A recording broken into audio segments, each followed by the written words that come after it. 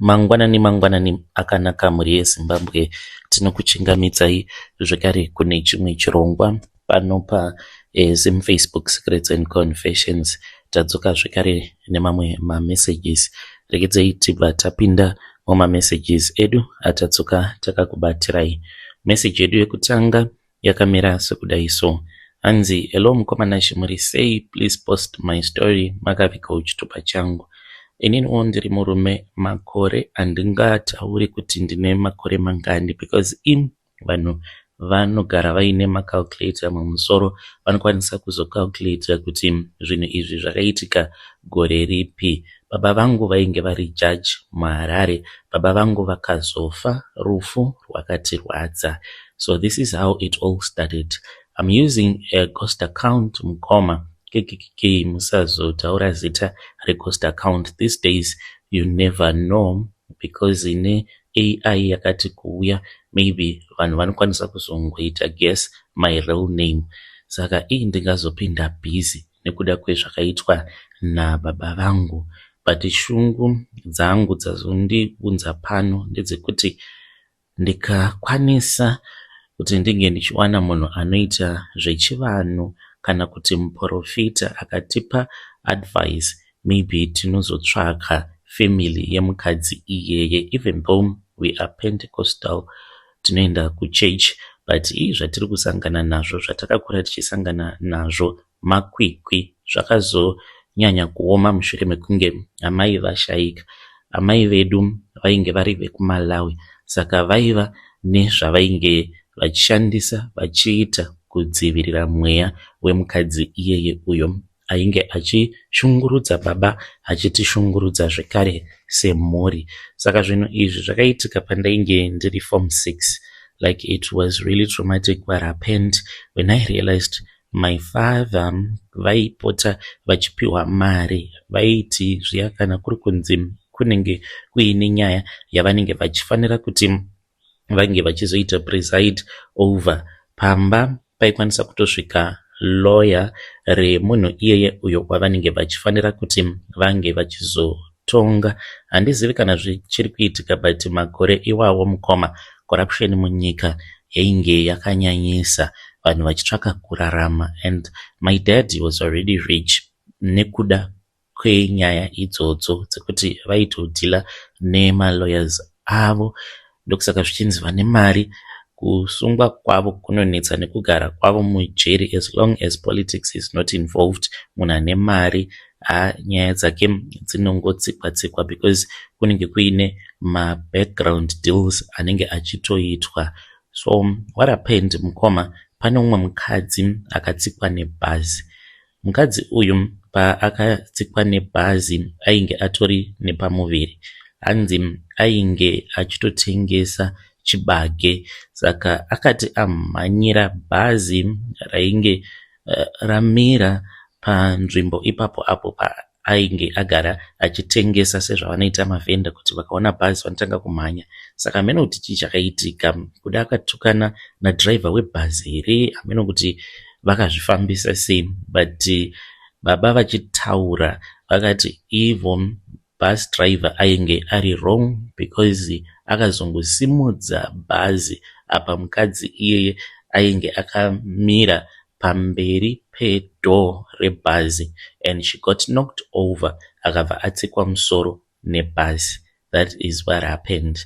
So when this case went to court, pamba hanzi pakauya lawyer rainge ratumwa nemuridzi webhazi.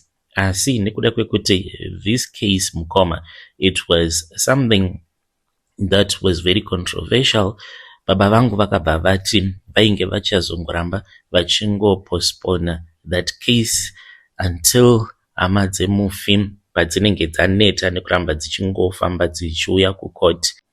Muridzi webhazi iroro rainge rakatsika mukadzi iyeye rikamuuraya akazotogumisidzira ava kutosvika pamba pedu. Vabereki vangu mukomanashe vakapiwa a holiday package. I still remember kuti vakaenda nyika dzakasiyana siyana. These were 5 holiday destinations ka1, like they were traveling around the world. takaita nguva yakareba, I think about 4 months or so, vabereki vasipo pamba, vainge vaenda kuvacation, all paid by that man. Uye zvekare baba vangu vakapiwa motikari, vakangonzi vange vachienda kunosarudza motikari yavanoda at any dealership kwavainge vachida. Vakatonotora motikari, handingataure hangu kuti motikari yacho yainge iri motikari yakaita sei. Saka baba vangu pavakazoisa mutongo wavo, vakati ivo pavakaisa mutongo wavo, hanzi hama dzemufi dzakatanga kuchema, nekuda kwekuti baba vangu vakati there was no evidence yekuti bus driver ainge ari wrong, and iyeye mukadzi uyo akatsikwa nekuda kwekuti ndiye ainge achitomhanya kumberi kwebhazi, in which the accident could not be avoided because bus driver haana kukwanisa kumuona sezvo ainge akamira kumberi kwebhazi. Apa dzainge dzitori nhema.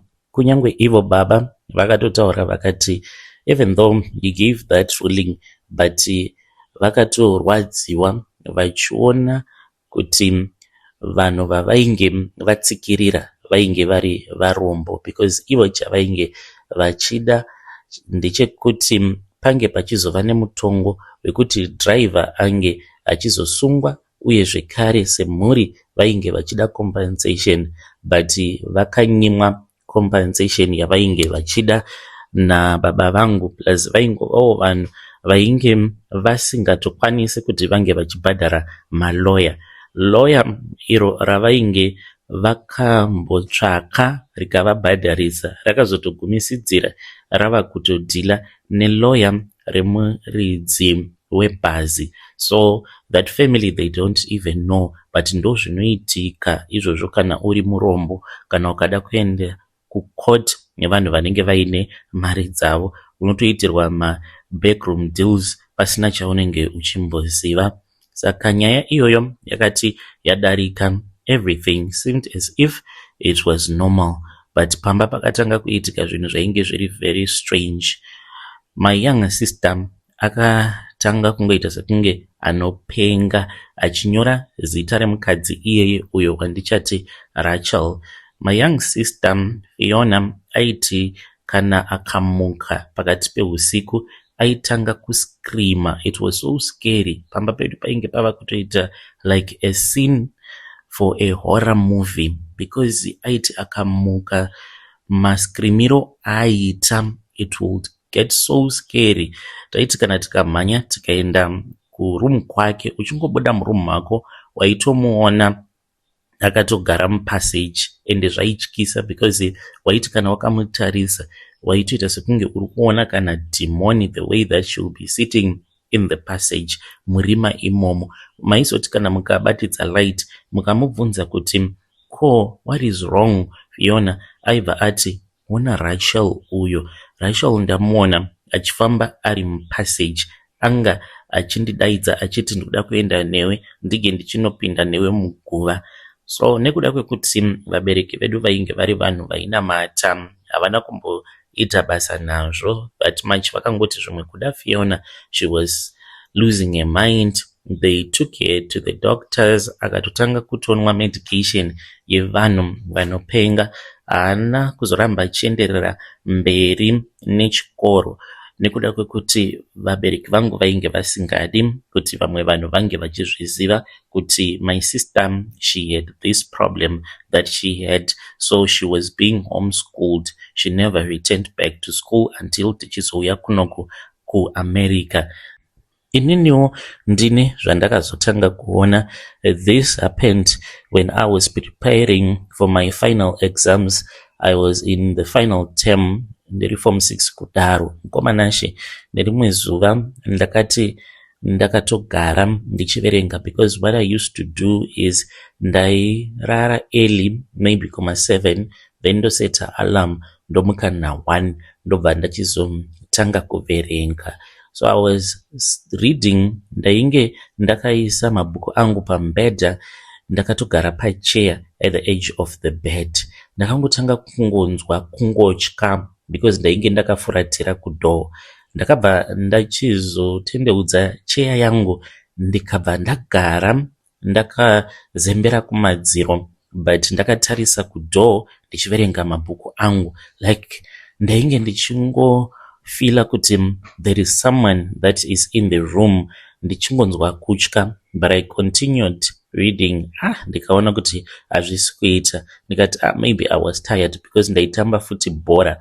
I then returned back to bed, ndokubva ndachizorara, but ndisati ndabatwa nehope mukomanashi ndakavhunduka because ndakatonzwa kutoti mumba makapinda chipoko, ende mukadzi iyeye paakapinda muspare bedroom mangu ainge asiri like a full sized human being, ainge ari mupfupi kuenzana maybe nelevel yebed.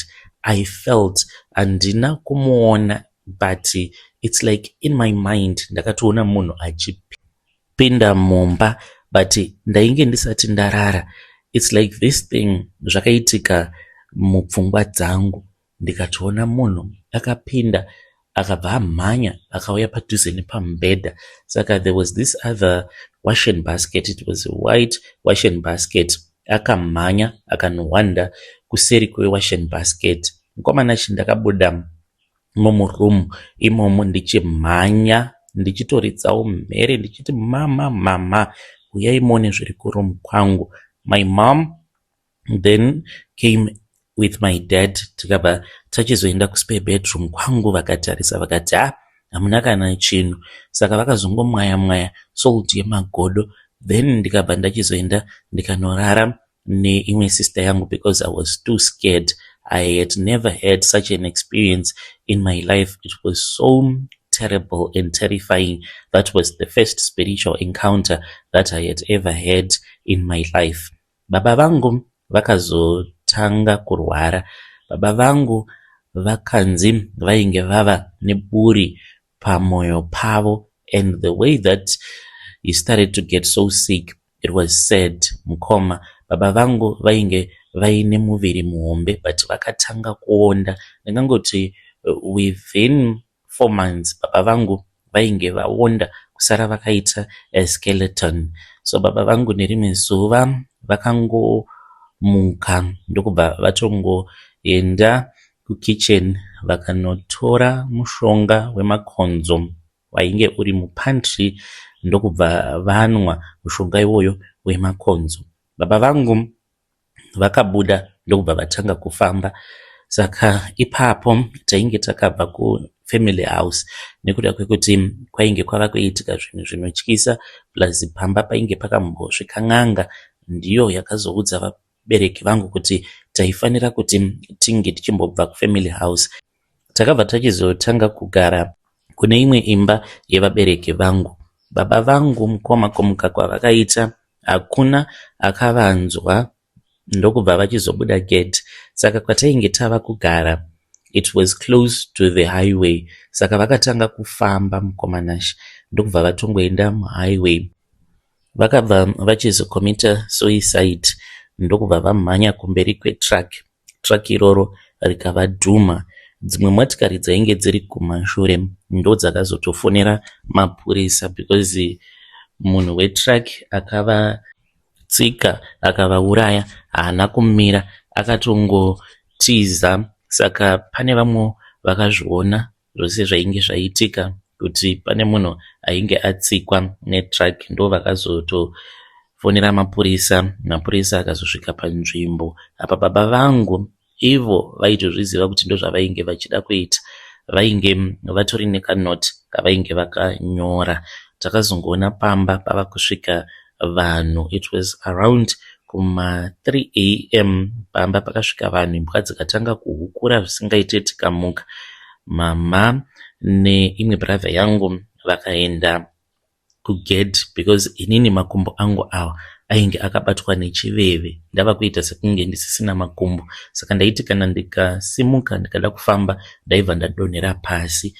Vaenda kugedhi kudaro, ndakazongonzwa mai vava kuchema, and I knew kuti there was something that was wrong because makumbo angu ainge akambobatwa nechiveve. Suddenly I felt like I was okay again. Ndokubva ndateverawo ndikabva ndachizoenda kugate. Pandakaenda kugate, then I found out kuti my dad had passed away. It was so painful. Mkomanashi mafiro akaita baba vangu, a man that was a judge, kungofa rufu rwakadaro, kunwa mushonga wemakonzo nekuzonozvitsikisa netruck. I just wonder how much pain he felt pavakatsikwa negonyeti. You can imagine kuti mavhiri egonyeti apa rakaloda, how painful will it be kana kuri kunzi ukatsikwa naro truck. So after my father had passed away, then we started to experience more scary stuff because amai vaitotiwo ivo vainge vachitoonawo chipoko chababa vangu, but baba vangu ndaingovarota vachiti kwavari havana zororo. Ameno kuti vainge vachinetswa nemukadzi iyeye here kana kuti vaivawo nevamwe vanhu vainge vachivanetsa. Saka vaingoya kwandiri vachimhanya vachiti mwanangu handina kuzorora kani, handina kuzorora, and I would tell my mom. Saka mama vangu vaingogara vachienda nen'anga kuguva rababa vangu. My mom then said kuti we were supposed to leave Zimbabwe ndokubva tachizouya kunoku kuAmerica. But as for my sister, to this very day anotiita sekunge munhu asina kukwana, and it is so sad because she used to be so intelligent. Her life is messed up. Namwana, she does not have a family, she has never been married. Isusu vamwe tiri nani, mhuri dzedu tinadzo, tine matambudziko atinosangana nawo. Aunotoona kutoti these are spiritual problems. Kana ndikakuudzai mukoma kuti I am an American citizen, but I am always broke. Muaccount mangu kana ndikanzi ndinenge nditoriwo kana ne$100 then ndichitoti ndinenge ndiine mari. It's like upenyu hwatinorarama, even though tiri vanhuwo vakatodzidza and we have great jobs, but tinorarama hand to mouth tose as a family, zvekuti kunyange tikada kuti tinge tichifamba kutodzokera kuZimbabwe mukoma, I don't know kuti how will we manage, because tinorarama upenyu hwekungoti it's hand to mouth. Ukagara pasi ukada kubvunza uchizvibvunza kuti asi mari yacho inoenda kupi, you will never understand. Anenge angori mabills on top of bills, mabills on top of other bills. Handina kana savings account mukoma. I stopped using a savings account because ndakaona kuti handitokwanise kuti ndinge ndichiseva kana dollar. It's just a matter of surviving. Zvekuti kana ukarwara or lose your job, you will become homeless. Vedare ndo message iyo yandakatumidzirwa ichibva kuna mukoma vedu. Zvakangooma hazvo veduwe, hanzi ndiri muAmerican, but muaccount mangu kana mukatoita $100 ndinototi Mwari makanaka. Vari kushandira ngozi zvino, vari kubvunza ivo vari kuti tozvifambisa sei kuchechi. Hanzi tinoenda, hama dzacho dzemukadzi iyeye hanzi kana tikadzitsvaka tikadziwana, zvatakaomerwa neupenyu kudai tinozozvifambisa sei. Apa vanhu vari kumhiri kwemakungwa, mufunge zvenyu, vari kuti hanzi pay ichingopinda inenge yatodyiwa nemabills. Hanzi kurarama uchiita hand to mouth apa uri kumhiri kwemakungwa, hanzi zvinorwadza. Ngati vabatsirei mucomment section. Rekedzai tibva taenda panyedu inotevera. Nyedu inotevera yakamira sekudai so. Hanzi ndiri kuUK, murume wangu pari zvinozvi ari kuZimbabwe, akaenda kumusha for maChristmas holidays. Ari kundimanikidza kuti tinge tichitengesa musha wedu because ari kuda kutora mumwe mukadzi. Akati kwandiri, sezvo tanga tagara tiine this property, I have to sell it kuitira kuti amainini vako kana vava paground hatizonetsani, tinozotanga zvimwe zvinhu, totenga umwe musha tiri pamwe chete, tiri 3 kudaro. Should we sell and should I refuse or divorce my husband? Mukoma, chiri kukonzeresa kuti murume wangu ange achida kutora umwe mukadzi inhau yekuti takangoita vana vasikana, tine vana vasikana 4 vatiinavo. Saka murume wangu ari kuti haadi kuti zita rababa vake ringe richizorovera paari, ari kuti iye ari kuda at least mumwe uyo zvimwe kuda anokwanisa kuti ange achizomubarira mwana mukomana. Ndakambogara navo pasi ndikati, you are someone who went to school and munozviziva kuti harisi dambudziko rangu imimi mbeu yenyu kana ikauya kwandiri iri mbeu yemwana musikana ndinofanira kuti ndige ndichiita sei, but kuzvinzwisisa haatozvinzwisisi izvozvo. Saka iye argument yake ndeyekuti ndiri kuda mukomana, saka handizivi kuti ndoita sei. Ari kuti zvinozonetsa kuti umwe mukadzi akazosvika paground tagara tiine maproperties atiinawo plus imimi muri veku-UK, ndiri kuda umwe wekuti anenge ari based muZim. So pakaipa mukomanashi. I thought ndakange ndachihwina chimuti ichi. I got married when I was a virgin, when I was only 22 years. Now we are all old. And murume ava kuti ari kuda umwe ende atoriko nechekare. Ameno kuti ndichazoita sei kana kuri kunzi murume akaramba ari serious nezvaari kuti ari kuda kuita. Nangoya pano kuti munge muchizondibetserawo muri yeZimbabwe. Vedare ndo message iyo yandakatumidzirwa ichibva kuna vanzvadzi vedu. Zvakangooma hazvo vedu but is it necessary kuti munge muchitengesa midziyo yenyu, maproperties enyu amakatenga before that person? I don't think kuti it is necessary. Ende zvazvinoita kunyangwe ivavo vakazova paground vanongoitawo vana vasikana, votora futi umwe vongoita vana vasikana. Kana kuri kunzi ndo zvinenge zvakanzi zvinofanira kuti zvinge zvichiitika, ndo zvinongoramba zvichitongoitika. And you keep on blaming that woman wavanenge vatora vachiti uyu ndiye achandizvarira vana vakomana. Ngativabatsirei vanzvadzi vedu ava mucomment section. Kunawo here maremedies ekuti semurume munhu anokwanisa kushandisawo kuti akwanise kuzopa mukadzi mbeu yekuti pange pachizozvarwa mwana mukomana. Regedzai tibva taenda panyedu inotevera. Nyedu inotevera yakamira sekudai. Hanzi mukomana chimakadii zvenyu, ininiwo ndiri nurse aid. Ndakaona vamwe doctor mukomanashi vachivigiridza mistake yavainge vaita yakauraya a patient. Kunyika kwandiri ndinototya kutotaura mukomanashi. Handizivi kuti should I report this doctor ndeve kumusha ende mudzimai wavo tinonamata naye. In fact vainamata namama vangu, saka ndainge ndiri kuSouth Africa. One day mama vangu vakangoisa audio paWhatsApp pangu vachiratidza kuti vainge vachichema, asi vachichema vakazara nomufaro. Ndikavabvunza kuti nai mama, what has happened?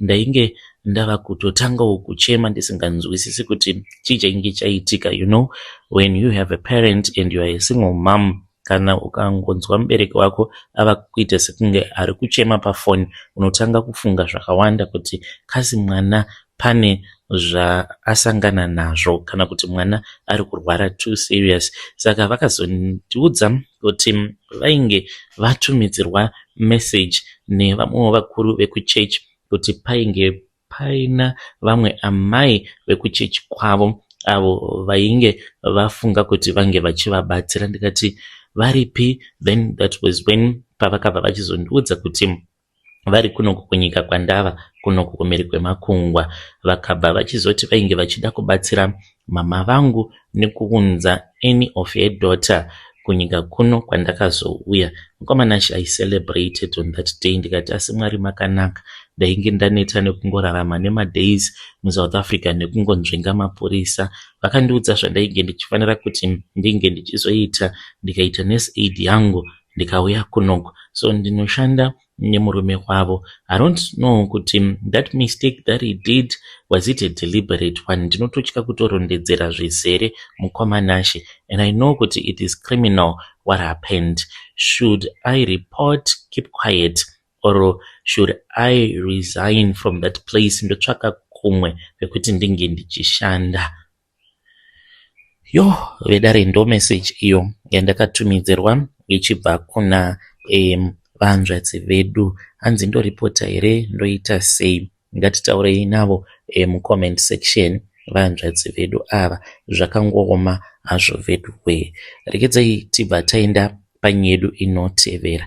Nyedu inotevera yakamira sekudai so. Hanzi mukoma Nashe makadai zvenyu, please post my story makaviga chitupa changu. Ininiwo ndiri murume, musikana uyo wandiri kudanana naye anondimanikidza kuti ndige ndichitumira vabereki vake mari, asi kana kuri kunzi ndikatumidzirawo maparents angu kumusha uko mari, anotsamwa zvisingaiti, zvekuti kana bonde ndinorinyimwa. Gore rinori mukoma Nashe ndainge ndakatarisirawo kuti ndichaenda kumba, but amai vake vakazondifonera vachiti vainge vaita emergency. Sezvo vainge vandifonera vachiti vainge vaine an emergency yavainge vainayo, I was forced mukoma kuti ndige ndichivatumidzira mari. Uye zvekare iyewo musikana wangu akati ainge achida kuenda kumba, akati I won't even feel comfortable kuti ndinenge ndiinewe over the festive holiday apa kumba kuine emergency iriko. How do you expect me to give you love yet kumba ndichiziva kuti zvinhu hazvina kumira zvakanaka? Chindibatsira pamari yandagara ndiinayo, because anoshanda. Akabva ati chindibatsirawo nekamwe kamari, then tobva tachizoona kuti toita sei kana ndadzoka. Ndikati it's fine, sezvo munhu uyu ndiri kuda kuzomuroora, ndakamupa mari. Saka tainge takaronga kuti grocery ratainge takatenga, rimwe racho aifanira kuti anga achizonopa vabereki vangu. Ndikamuti ukatanga wasvika kumusha kwenyu zvinokwanisa kuzonetsa, tanga wasvika kwedu. Kana amai vake pafoni vakatomutumidzira audio yandakatonzwawo, maybe vainge vachitondivharavhara. Saka akasimuka kuno kuJoburg ava kuenda kumba, ende patiketi mukoma Nashe ndainge ndakatotenga tiketi rekuti aburukire kumasvingo asaenda kwavo first kuHarare, because ndaitya kuti mangwana panozoita mutauro wekuti vakatanga vatomboendesa grocery kwavo vakabva vachizonokamura grocery, you know. Saka iye akazotongodarikira, ndizive kuti akazowedzera mari here kana kuti akazvifambisa sei. Akangoti achingopinda mubhazi, communication mukoma ndopa ndakatoona kutoti ma1 kusvika pari nhasi communication yacho itongori very low. So ndiri kudawo kuti vedare renyu vange vachindibatsira nemazano. Musikana uyu ndanga ndichimuda nemwoyo wangu wose, but movement dzacho dzaitika ipapapa handidzinzwisisi. Kutaura kudai kumba kwedu haasati atosvika, akazotongoita rekutongobatisa vanhu vakazogarira bhazi mukoma Nashe, because rakazotombofa, vanhu vakatotamba Christmas vasitorina chikafu chacho. Apa inini kunoku handina kana mari, I need help. Handina kuzorora kuenda kubasa, ndiri kutounganidza mari yekuti paanodzoka ndinge ndichikwanisa kumubhadharira rent, and obvious achada mari yebhazi zvikare nekuzotenga madays pabhodha. Ndinopabuda here, ndinoihwina here nyaya iyi, kana kuti ndakatodyiwa nechekare? Hei vedare, ndo message iyo yandakatumidzirwa ichibva kuna mukoma vedu. Zvakangooma hazvo vedu we. Ngatitaurei navo mukoma vedu ava mucomment section, but maonero angu ndinoona sekunge muri kutongoshandiswa, muri kushandisiwa, but let us help him in the comment section. Regedzai tibva taenda panyedu inotevera. Nyedu inotevera yakamira sekudai. Hanzi mukoma muri sei, please post my story as ID. Inini ndiri murume uye zvakare ndiri makore 45 years ekuberekwa. Mukadzi wangu musi weChristmas ainge akadhakwa. This was the first time tichinwawo doro, saka takangoti we just want to enjoy, sezvo pamba tainge tingori tega zvedu. Then we had a small braai, tikatotanga kutogocha nyama, tikabva tanwa doro. But inini mukoma ndainge ndisati ndadhakwa panguva yacho iyoyo, but mukadzi wangu akangonwa 1 bhodhoro reds, ainge atodhakwa. Akabva achizoti kwandiri, very sorry murume wangu, nekuti ndakahura mwana pavana vedu vatiinavo 4, 1 haasi wako. Ndakamuhura paya patakambonetsana tikamboenda paseparation, ndichizodzokera kumusha kwedu. Chakazokonzeresa kuti ndikasike kudzoka kwauri even though tainge tisina kumbotaura nezvazvo, it was because ndainge ndava nepamuviri. Mukomana chidoro rakabva ratongobuda muropa paakandiudza nyaya iyoyo, but akabva arohwa neblackout. Ndakazomirira mangwana acho makuseni, pandakatanga kumubvunza akabva atanga kuchema, akachema zvisingaite, akati ndiregerere zvakaitika, ndainge ndakakutsamwira. So mukoma of course ndakamuregerera, but mwana uyu ndoita sei naye? Zita rababa manje harisi kubuda, iye ari kuti zvakangoitika nemistake. Ndiri kumuudza kuti chindipa zita rababa, harisi kubuda. Ari kungoti hazviiti kuti ndikuudze kuti ndiani. So I don't know kuti ihama yangu, ihama yake, what is wrong with my wife, I don't know. Because ndakamubvunza kuti munhu iyeye ndinomuziva here? Akati hongu. Ndikati wakambodanana naye here before? Akati kwete. Ndikati munhu ari padhuze newe here? Akati munhu ari padhuze neni zvisingaite zvekuti kana zvikazivikanwa nevanhu handizivi kuti ndingazopinda pai nekunyara, because munhu ari very close kwandiri. Asi akaramba kundiudza kuti ihama here kana kuti kwete. Saka ndikudawo kuti vedare renyu muge muchindibatsira. Mwana uyu ndava nebitterness towards him because amai vake havasi kuda kundibudira pachena, at least kana ndikaziva baba vemwana. But akangotanga kuchema akati hazviite kuti ndikuudze because wava kutovhura ronda randanga ndakamboedza kuvhara. Ironda rakaita sei mukoma panenge pakazvarwa mwana? Kasakarepwa here nehama yake nehanzvadzi yake? Please assist me, ndotaura naye sei mukadzi wangu? Yo vedare, ndo message yandakatumidzirwa ichibva kuna mukoma vedu. Zvakangooma hazvo vedu we. Hanzi ndotaura naye sei mudzimai wangu? Maybe vakaenda kumusha kwavo, maybe vakanonwawo doro sezvavakaita, pamwe vakazogumisidzira varara nehanzvadzi kana kuti muzukuru, nhombo ikatobata. Pakaipa. Try to speak with him. Vedare, ngativapei mazano mucomment section, vamboenda vange vachinotaura nemudzimai wavo, ozoya vachizotipa update kuti vakazokwanisa kuudzwa here kuti muridzi wemwana ndiani. Regedzai tibva taenda panyedu inotevera. Hanzi mukomana chimakadii zvenyu? Please post my story makaviga chitupa changu. Murungu wangu wandinoshandira muSouth African as a garden boy, iye anoita zveugame. Dzimwe nguva anopota achindibata sikarudzi yangu. Handizivi kuti ndozvifambisa sei basa. Ndinorida mukomanashi nekuoma kwakaita upenyu, plus handina mapepa. Ndamboshingirira kwenguva yakareba, but zviri kutondi affecta zvekuti dzimwe nguva kana ndava kuda kurara nemudzimai wangu ndinonzwa ndisisina kana feeling. Handizivi kuti zvine satanism mukati here or what, handichatozivi. Chandiri kungodawo help kubva kune vedare renyu. Ndoramba ndichishanda here kana kuti basa iri ndorisiya? Ndichange ndichizotevererawo ndiri mucomment section. Zvinhu izvi zvatova nemakore achingozviita, ndichingomusiya achizviita. Nyaya yakatangira pakuti akati mavhenda vane zvinhu zvakakura uye zvekare nemaZimbabwean. Akati nekuti muri vanhu vamwe chete. Ndairamba achiti anoda kuona nhengo yangu, asi akazongotoita zvekundibata one day by force. Akandibata ndikabva ndamuudza kuti ndainge ndisingazvifariri. Akabva andipa mari ndinonzwa kushungurudzika kwakakura nekuda kwezvandiri kuitwa nemurungu wangu.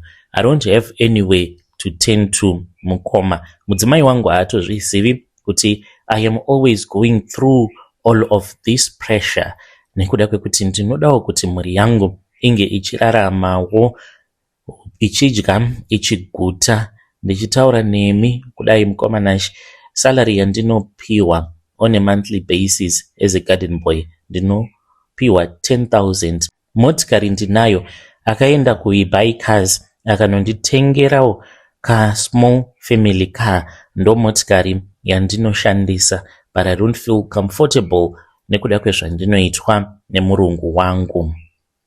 Yo vedare, ndo message iyo yandakatumidzirwa ichibva kuna mukoma vedu. Ngatitaurei navo mucomment section. Yo zvamuri kutoita izvozvo kutotengesa kasoul yenyu, zvamuri kuita muchitendedza murungu wenyu kuti ange achikubatai semunhurume.